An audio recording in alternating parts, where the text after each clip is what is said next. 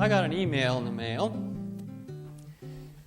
My professional society wanted to put together a time capsule to be opened at the 150th anniversary of the association in the year 2083.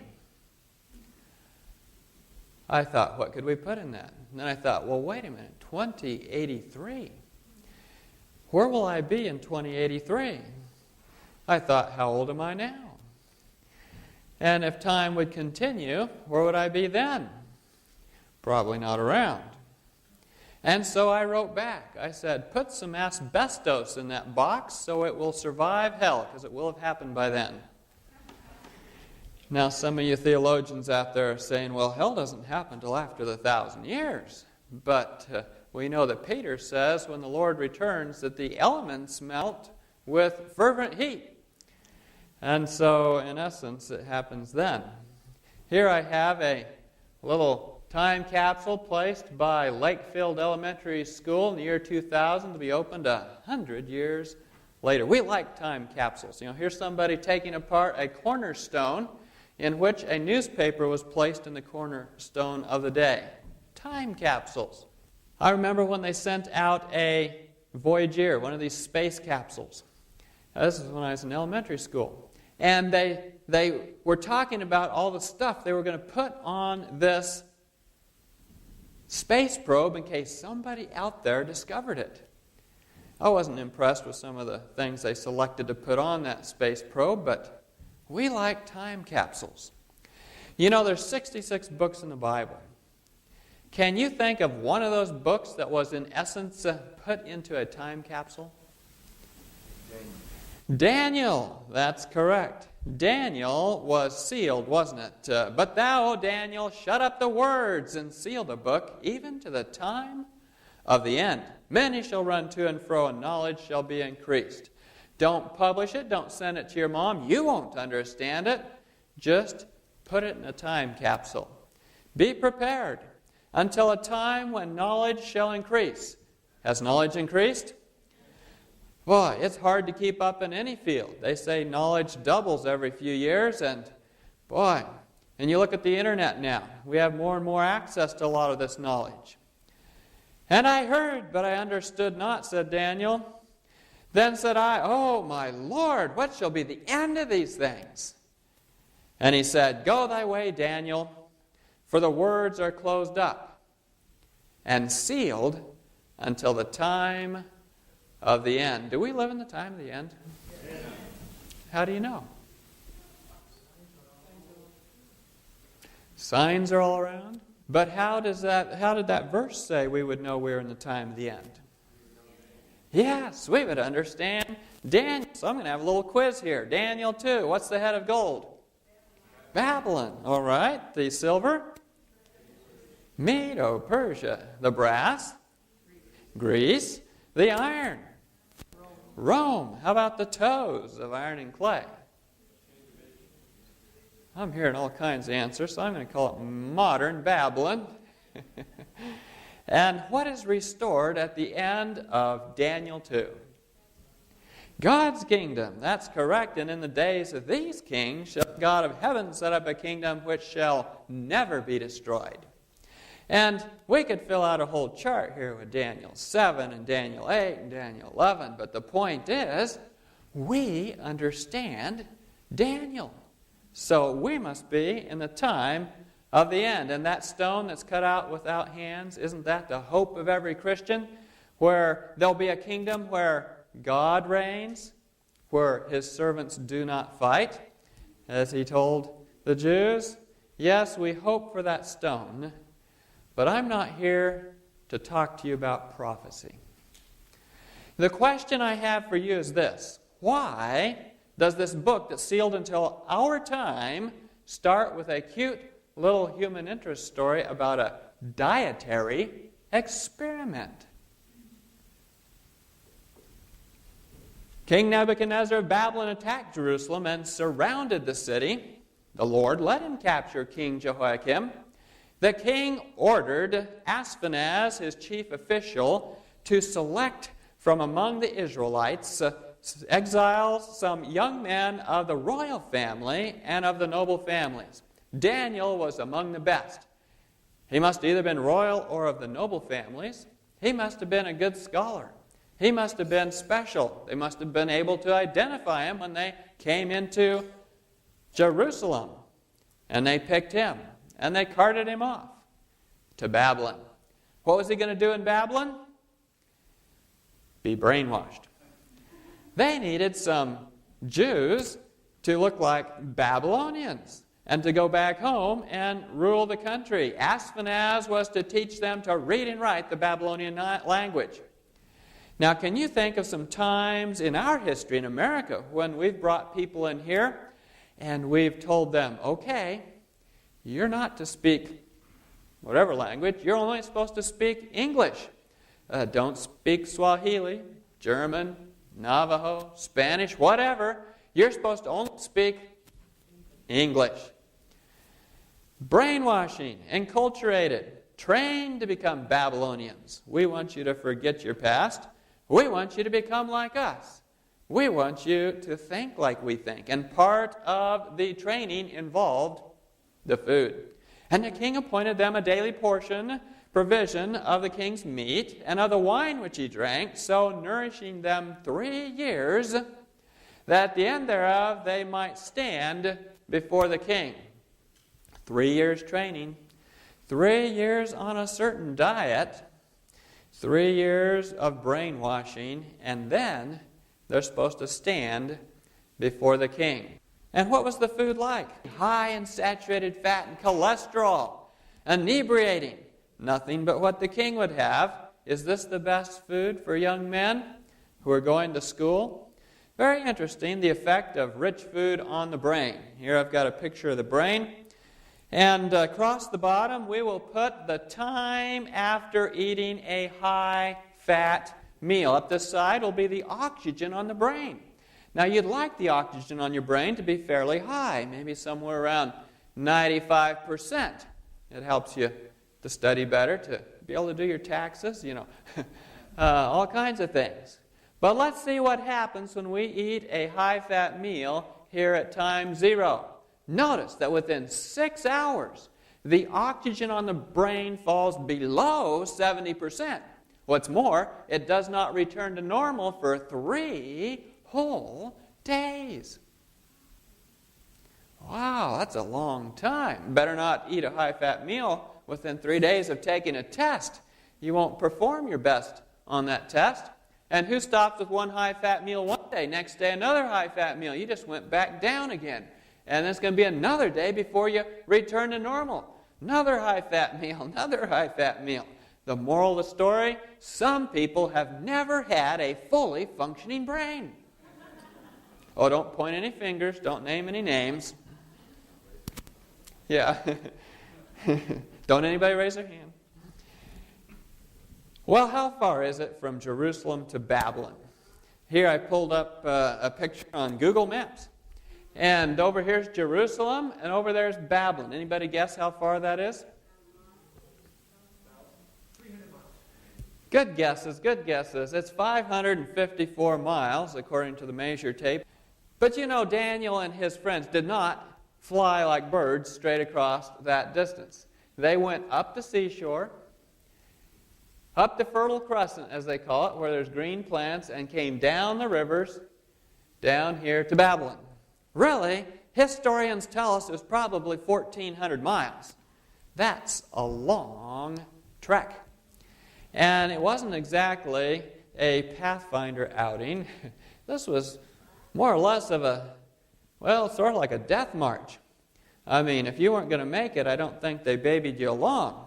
This was quite a trip. But I got a question for you. What do you think a bunch of Pathfinders or Boy Scouts would do to a table that looks like that after a 1,400-mile trek?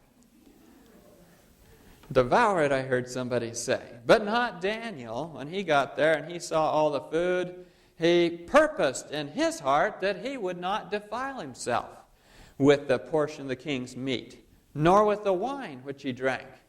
Daniel had a purpose. He knew who he was. And since he knew who he was and and sort of had an inkling of his commission, he felt it was more important to take care of himself than to indulge appetite. A lot of people don't know who they are.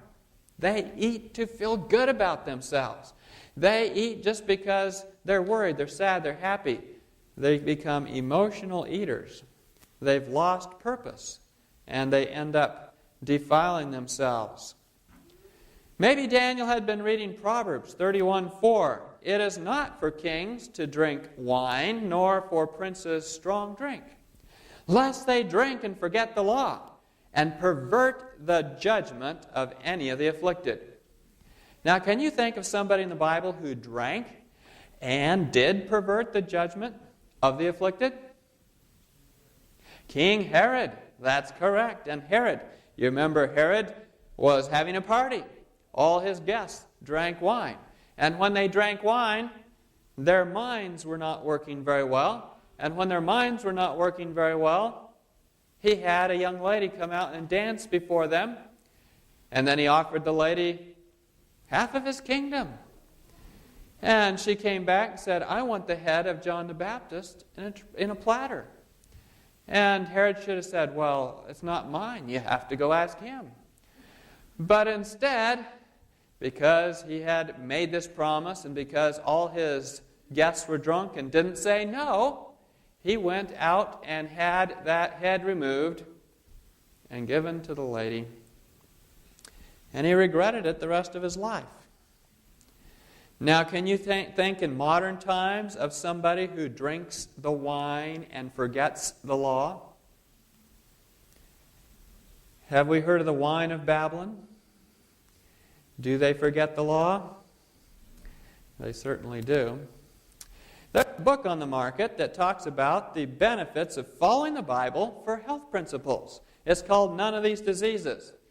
On the back cover, it has this to say, with over 1 million copies sold, None of These Diseases has become a classic, now completely revised and updated for a new generation.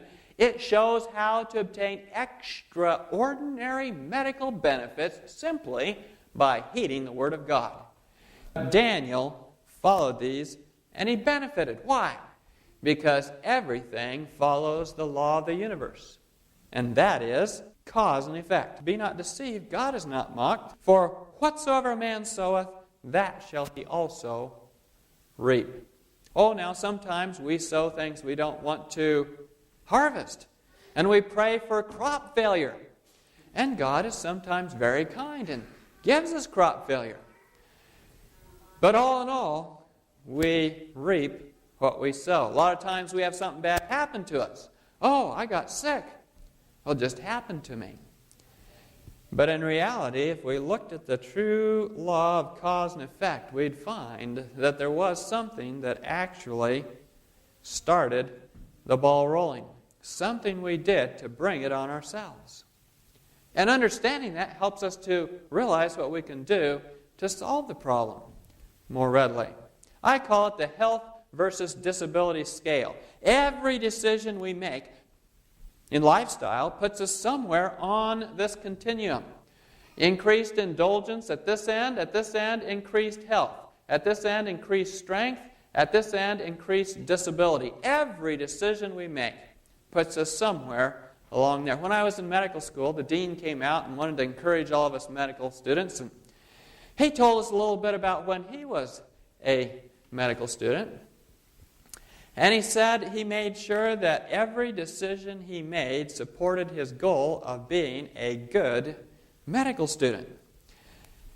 And if the decision came to go play tennis or to go and study his books, and he knew he needed to study the books, he went and did that. Every decision put him somewhere closer or farther away from his goal.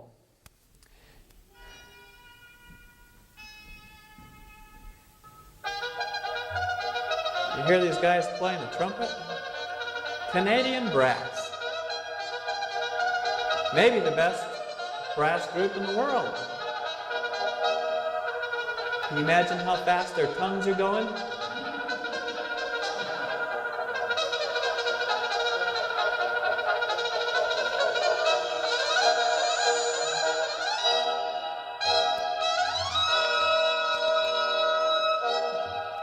They're often featured on the front of important magazines like the Brass Herald.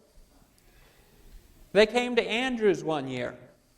When they arrived, there was a reception in progress in their honor before a concert they were to give. They were offered punch and cookies and other sweets, but they turned it down. They said, "If we drink your sugary punch and eat your sugary sweets, we will not be able to tongue our notes like you'd like to hear them tongued, and our concert will be a disaster." If that does that to their tongues, just think what that kind of diet does to the sensitive nerves of the brain. And it's been shown to really affect the brain. In studies of grade school children, children who eat more sugar have less function of the frontal lobes of their brains. The frontal lobes are where we make important decisions, like decisions about salvation, decisions about good and bad. They also discovered that children eating more sugar usually had one grade letter lower in their grades than those who didn't. Sugar affects the brain. So does meat, for that matter. Eating much flesh will diminish intellectual activity. Students would accomplish much more in their studies if they never tasted meat. Daniel must have known something about this. Daniel had some insight that goes far beyond the average, it seems. You know, Daniel was a captive of the Babylonians. Babylon has always been the archetypical enemy of God. It came in from the north and invaded Jerusalem. Babylon has always been the headquarters for false religions as well. And it takes that role in Revelation. Daniel was a captive of the Babylons. The question we have to ask ourselves is, are we captives of the Babylonians today? In philosophy or in our lifestyle and diets? You see, there's the perverted diet of rebellious Babylon, and then there's the Bible diet. Thousands are continually selling mental and moral vigor for the pleasure of taste. How do you decide how much food you should eat? Oh, if it tastes good, eat more. Right? On the other hand, we have the Bible diet. Then God said, "I give you every seed-bearing plant on the face of the whole earth, and every tree that has fruit with seed in it. They will be yours for food, and you will eat Snickers bars." Oh, wait a minute. "And you will eat the plants of the field." God gave us an excellent diet in the beginning. You see, our brains have to be clear. Our brains have to be able to receive the signal from God. That's the way God speaks to us. The brain nerves which communicate with the entire system are the only medium through which heaven can communicate with man and affect his innermost life. To make a success of the Christian life, the development of sound minds and sound bodies is of the greatest importance. Daniel was known for his connection with God. God was able to speak to him, as we see in some of those prophecies we cited to begin with. Now let's talk a little bit about the heart. You know, you have a number of arteries in your heart which need to stay wide open. If these stay wide open, then you can have good blood flow to the heart muscle and it stays healthy. If these arteries, coronary arteries, start to get blocked, say 80%, and you go running somewhere, you might feel some heaviness in your chest. If they get 90% blocked, it'll happen sooner. If they're 95% blocked, you might feel heaviness in your chest just walking around your house. 99% blocked, and you might feel heaviness in your chest just thinking stressful thoughts. Well, does that mean I have, a bunch of reserve there, 80% reserve? Well, not really. Here's an artery that's nearly completely blocked on an angiogram. Here it is on a slide. But that's the heart. That's the heart. What about the brain? Well, if you have atherosclerotic plaque in your heart, you probably have it in your brain. You probably have it other places. And there's certain blood vessels that are very important to the brain Those are the anterior cerebral artery. There's one artery that comes up in the front and feeds your frontal lobes, one on each side, twin arteries. And if that gets blocked 70%, then your brain function starts to suffer. Those frontal lobes no longer are working like they're supposed to be. And so we need to make sure we keep our arteries clean. Oh, but what do? I've spent my whole life eating high cholesterol and high fat and not exercising, do all kinds of stuff that will destroy my body. What do I do now? Is it reversible? Do I need a bypass in my head? Well, it's interesting. You know, we think that with our modern medicine, all we need is a bypass. Oh, my doctor, he's the best in the world. And my insurance, no deductible. I show up there, they usher me in, cha-ching, we... And yes, well, we have to take care of ourselves. Coldwell Estelstyn of the Cleveland Clinic has shown on angiography, x-rays of the blood vessels, that these blood vessels can be opened back up with lifestyle changes alone. No angioplasty, no stent, no bypass surgery, just good lifestyle. Here's a blood vessel that's nearly plugged that he got on his scan. Here's the same blood vessel 32 months later, wide open, about 3 years. Well, what's his diet? What does he do? How does he do this? Well, he's written a whole book on it, but he says the optimal diet consists of grains, legumes, that's beans, vegetables, and fruit, with less than 10 to 15% of its calories coming from fat. Well, a fairly low-fat diet. Does this sound like Daniel's diet? Yes, indeed. Daniel's diet would keep the blood vessels, the brain, and the heart wide open. Coldwell Estelstyn goes on to say that this diet minimizes the likelihood of stroke, obesity, hypertension, type 2 diabetes, and cancers of the breast, prostate, colon, rectum, uterus, and ovary. Did Medicare ever promise anything like that? How about Blue Cross Blue Shield? No, this is the best insurance program, isn't it? We take care of ourselves, and then we don't need to show up at the hospital to get the Roto-Rooter in our blood vessels or anything like that. Blood pressure. Probably 2/3 of Americans have high blood pressure, some diagnosed and some not. Majority of them are on some kind of pill to try to fix the problem. They did a study on people with high blood pressure. They decided to scan their brains and see what they would find. They compared people with high blood pressure to ones who were not having high blood pressure. They discovered that the ones with high blood pressure had 10 times the incidence of Alzheimer's lesions in their brains. White matter lesions, 10 times the incidence. They followed them over time. They said, okay, let's fix this. Let's see if we can stop this accumulation of white matter lesions. They gave them pills to bring their blood pressure down. And then they scanned their brains. Fixing the blood pressure with pills did absolutely nothing to slow the rate at which white matter lesions were accumulating in their brains. In order to stop that process, you'd have to change the lifestyle that was both causing the high blood pressure and causing the white matter lesions. Taking care of ourselves is the most important to keep our brains clear.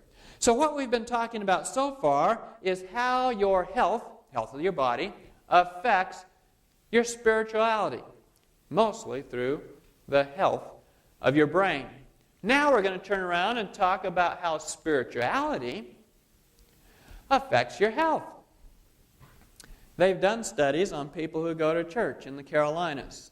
They looked at those who weekly attended religious services versus those who did not. They discovered that people who do not attend religious services have an 87% higher risk of dying of all causes. Those who went to church lived longer, to 83. Those who didn't go to church lived to 75. Another study looked at blood pressure. They discovered people who go to church regularly have lower blood pressure consistently than those who do not. Have you seen this magazine, How They Live Longer? National Geographic. This was in November of 2005. The magazine took up the question of what makes people live longer. They looked around the world for people groups who had exceptional longevity. They found the Sardinians in Italy, the Okinawans in Japan, and the Adventists in Southern California. They noted that only the Adventists were not losing their longevity edge, meaning it seemed like the others were not going to live as long as time went on. They looked at what they felt were the reasons these people lived longer. And for the Adventists, this was their list. They don't smoke. They put family first. They're active every day. Keep socially engaged. Eat fruits, vegetables, and whole grains. Eat nuts and beans. Observe the Sabbath. And have faith. That was their list. I thought that was an interesting list for this magazine to come up with. In one of their articles, they mentioned Adventists also observe Sabbath on Saturday, socializing with other church members and enjoying a sanctuarian time that helps relieve stress. What an interesting comment by a worldly magazine. Down in Florida, at the Florida Hospital, there's a group that does a seminar on forgiveness. The seminar lasts about a week. And during this week, people learn how to receive and give forgiveness. It's a workshop. They found people were feeling so much better after this workshop, they wanted to study it in terms of its impact on their physical health. And so they studied their blood pressure. They found out people who came in to this seminar with high blood pressure were very likely to have their blood pressure return to normal after the seminar. It's interesting how forgiveness relates to health. Even Isaiah points this out. The inhabitants shall not say, I'm sick. The people that dwell therein shall be forgiven their iniquity. Interesting connection between forgiveness and feeling sick. Another study, death after surgery, not a good outcome. Elderly patients were 14 times less likely to die after heart surgery if they found comfort in their religious faith and were socially active. On the other hand, those who did not find any strength or comfort from religion were 3 times more likely to die after surgery. Sounds like before surgery we better screen people and find out what their religion is like, huh? Well, that probably wouldn't be ethical, but it's very interesting to note the impact. And for elective surgery, maybe a course in faith in God or forgiveness would be a good prerequisite. Well, that brings up an important question then. If there's certain religion that helps dramatically in medical care, we better identify the best religion, right? The religion that has the greatest impact or has the best outcomes, that brings the longest life or happiest life, gives the best health. How would we know? The New Agers are big on health, aren't they? And so how do we know what is the best religion that gives the best results? Well, here's an interesting comment from James. Pure religion, well, that sounds good, and undefiled before God and the Father is this: to visit the fatherless and widows in their affliction, and to keep himself unspotted from the world. A religion that helps others. Not a self-centered religion. Don't spend time studying your navel. Spend time helping others. Does it work? Have the studies showed any benefit from this? They sure have. We call it live to give. Mortality was significantly reduced for individuals who provided support to friends, relatives, neighbors, and their spouse. On the other hand, receiving support had no effect on mortality. Just sitting back and taking it all in didn't help. Helping others is the big benefit. And so we need to reach out of ourselves, even in the time of our own difficulty, perhaps. Remember Elijah? And he came to the woman who was out gathering sticks for her last meal. And he says, do you have anything to eat? And she says, we're eating our last meal. He says, feed me first. Wait a minute. Who are you? Feed me first, and then it'll be fine. And when she fed him first, reaching out in the time of her own great need, she was benefited. You know, this is all about the law of the universe. This is the ultimate law of the universe. You know, there's different levels of law. You remember one time when Jesus was walking among men, they asked him about the law, and he says, well, the law is love the Lord your God with mind, soul, and your neighbor as yourself. And they said, oh, yeah, that's right. Another time, they got on to him because you're making yourself God. And he says, haven't you read in your law, ye are all gods? Wait a minute, that's from Psalms, not from the law. But the Jews thought of the whole Old Testament as the law. So yes, it was the law. And, you know, there's different sized definitions of the law. But if we get down to the most basic definition, it would look more like what we have up here. The law of self-renouncing love is the law of life for heaven and earth. That's the ultimate law. It's expressed a number of ways. God loveth a cheerful giver. It's more blessed to give than to receive. The Son of Man came not to be ministered unto, but to minister and give his life a ransom for many. He that would save his life will lose it. He that will lose his life for my sake in the Gospels, the same shall find it. It's a law of life for our universe. In heaven itself, this law was broken. Sin originated in self-seeking. Lucifer, the covering cherub, desired to be first in heaven. And we know the result. Sin, selfishness, insensitivity, neglect. And these return upon the actor with more force than upon the receiver. When we are selfish, when we're insensitive, when we neglect, we suffer worse health. It affects our whole being. For whosoever will save his life will lose it. But whosoever shall lose his life for my sake in the Gospels, the same shall save it.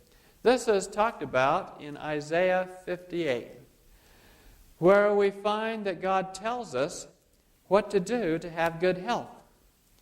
It says, run a marathon? No. It says some interesting things. Deal thy bread to the hungry. Bring the poor that are cast out to thy house. Wait a minute, God, I haven't vacuumed yet. They haven't either. Don't worry. When thou seest the naked, cover him. Then thine health shall spring forth speedily.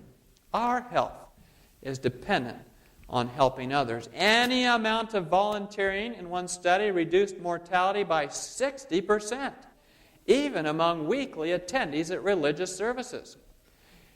While we pointed out that it is good to come to church every week and it shows up in benefits and blood pressure and in mortality, coming to church is not where we have to stop. We also need to help other people. Reach out. Do things for them. Then the mortality drops even further. People who get involved benefit even more because it is more blessed to give than to receive. The pleasure of doing good to others imparts a glow to the feelings which flashes through the nerves, quickens the circulation of blood, and induces mental and physical health. You want to know what to do for your nerves? You want energy to flash through your nerves? How about if you have congestive heart failure? How about that one? Doing good to others has a dramatic impact on our own health. It's part of the prescription to recovery. Well, back to Daniel. Then said Daniel to Melzar, prove thy servants, I beseech thee, 10 days.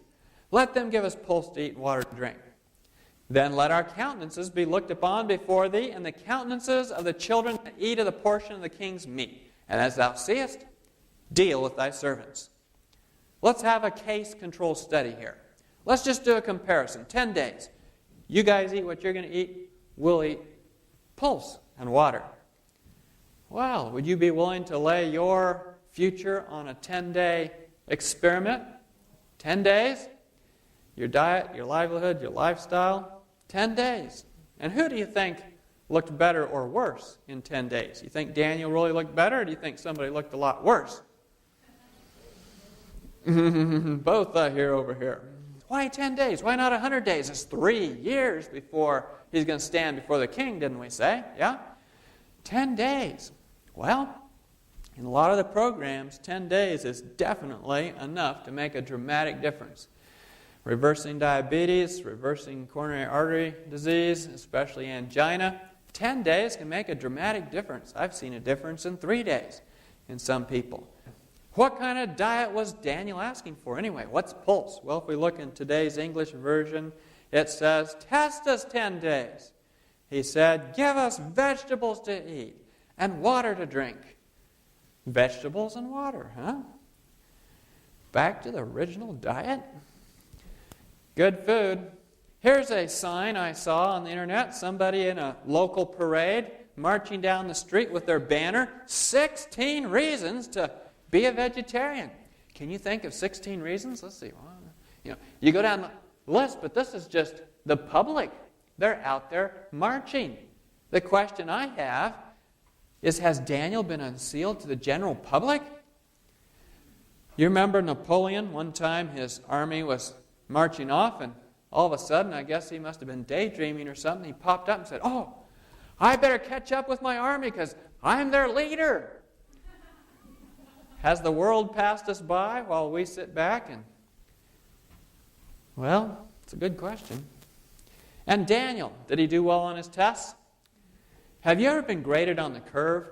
In medical school, we were basically graded on the curve. If somebody did really, really, really, really well, they kind of pushed the rest of the class down. And Daniel is 10 times wiser, 10 times better. I mean, this blows the curve.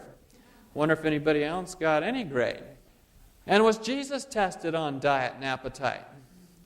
Out in the wilderness. You remember Satan comes out there and finds Jesus out in the wilderness, and he kind of looks him over like, wow, where'd you fall down from? And starts recommending, solutions. Do you like people that come around recommending solutions? We call them codependent, right? So maybe the devil's the first codependent. Yeah, really. He wants everybody else to do it his way. And so he comes along, and there's Jesus, and he goes, oh, well, if you're the Son of God, why don't you just make some of these stones into bread? And sound like a good idea, but a little if there, and Jesus caught that. Of course, Jesus wasn't there to use his power to take care of himself. A lot of times we use our power to indulge self. We do better at work, we get more money, we decide to go out with the folks to a fancy restaurant. And the fancy restaurant has no idea or desire to serve healthy food. The uncontrolled indulgence and consequent disease and degeneration that existed at Christ's first advent will again exist. Do you believe it? Yes, with intensity of evil before his second coming, only by the inexpressible anguish which Christ endured can we estimate the evil of unrestrained indulgence. His example declares that our only hope of eternal life is through bringing the appetites and passions into subjection to the will of God. Only his will do. Now, in the Bible, we recognize that all have sinned and fallen short of the glory of God. But there was not a lot to write about Daniel, about all his faults. I mean, he's one of the few people about whom no sin is recorded. You suppose his diet had something to do with his integrity? With his standing up against the devil, even when the Babylonians are trying to brainwash him? The controlling power of appetite will prove the ruin of thousands. When if they had conquered on this point? This sounds like boot camp, right? Saving Private Ryan, huh? Boot camp. If they conquer on this point, they would have moral power to gain the victory over every other temptation of Satan. What's our test? The Sunday law, right? When that comes along, it's too late. Our test is on appetite.